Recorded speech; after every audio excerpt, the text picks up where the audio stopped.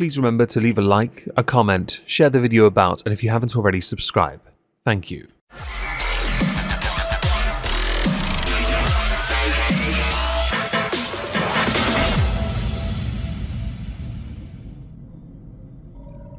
Hello everyone, welcome back to Omegon 2. Sorry there wasn't a video last week. I was burnt out a little. Yes, burnt out. Also preoccupied with other content that needed to be done on the main channel. Today we're going to be looking at a TikTok user by the name of Lily Tino.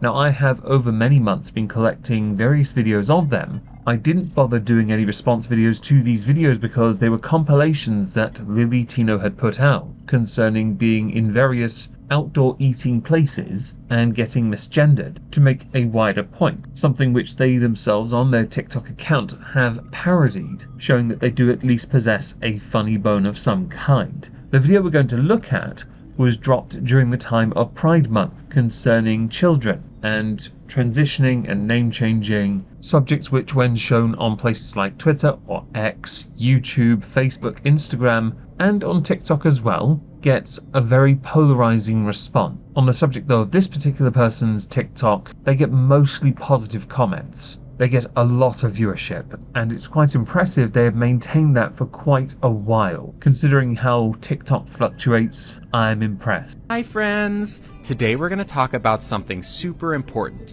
what it means to be transgender. This is the most recent video released on this TikTok account. It was released on the 19th of June, so there has been a bit of a gap during Pride Month. I can understand why some might want to consider taking a holiday to go and celebrate Pride Month. That said, when it comes to TikTok being, as I earlier mentioned, a bit of a tricky one, fluctuating and all that, you'd want to take advantage of it, maintain a level of consistency so you don't become irrelevant. What does it mean to be transgender? Has lost virtually every ounce of original meaning. There is the meaning concerning gender dysphoria, and then there is the social transitioning. I'm not saying that both can't be the same. Don't be pedantic. I'm saying that with people choosing genders, and we've covered it on this channel, on a whim, rolling a dice, essentially, it does feel like it is losing what it is meant to mean. It's a big word, but I promise that it's easy to understand. Ready to learn? I have been quite critical of educational videos intended for children on social media. If you've watched videos on this channel, you will know that because I've covered Queer Kids stuff and their fundraiser to try and bring back Queer Kids stuff. I don't generally make it a point to support it because I don't believe these discussions, no matter how you try and dumb it down or use pretty colours or rip off kids shows with backgrounds that are quite quaint, are in any way appropriate for a child to consume. I know I'm not the only person that believes this. I know though I am unwilling to call the person who does this kind of content a groomer. There is a degree of separation, and until the crime is committed, which of course I would never want, I don't want to call someone something so poisonous. The first thing I want you to do is close your eyes. Now think, do you feel like a boy, a girl, or a little bit of both? Because I'm going to be that guy and I'm going to play along, I feel like a moron sat in his office querying how you've managed to make this binary. When I close my eyes, generally it's because either I'm blinking or I'm attempting to sleep. Perhaps that is the answer without having to delve too deeply into who I know I am. I can fully understand why there is a considerable amount of confusion many go through in their lifetime. When I was a child, if I closed my eyes and you'd asked me that question, I would have asked for an adult to get rid of you and asked why I can't fly like a dragon yet, because I think I might be one.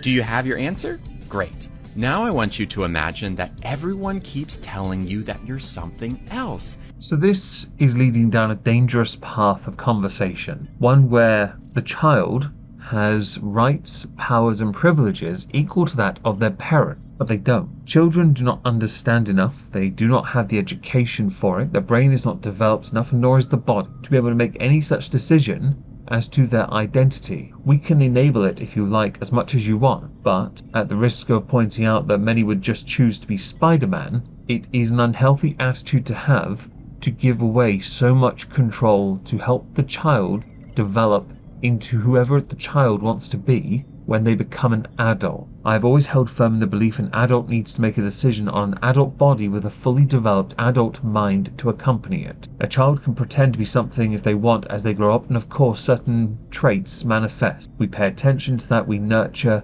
And if a doctor is required, of course, a doctor can be acquired. This novel little game, I'm starting to understand why more right-leaning Twitter users found it and flayed you for it and used it to make a larger point during Pride Month, which I couldn't help but notice and cannot show you for obvious reasons. I saw naked people with fur hats on, or, masks. I saw somebody in an inflatable tub with urine asking people to pee on them. I saw another with people giving tutorials on how to correctly spank and then eat someone's ass. The rise of issues concerning pink eye has been going up of late. I wonder why. Even though in your heart you know who you are. Wouldn't that make you sad inside? So to possess an account on TikTok, you need to be minimum 13 years old. That's similar to that of Twitch. In fact, a lot of social media platforms have a minimum age, and rightly so. This would then lead me to query why you were making content aimed at children unless you are solely aiming it at the parents to show to their children who want to tokenize their children. This is where sometimes the parents can get done dirty because they're the ones then leading their children to be something they are not. It's a separate issue entirely, of course. A very complicated one, I might add. Cough cough, Desmond is still not amazing. I mention this because I'm curious why you are making content seen by millions for children,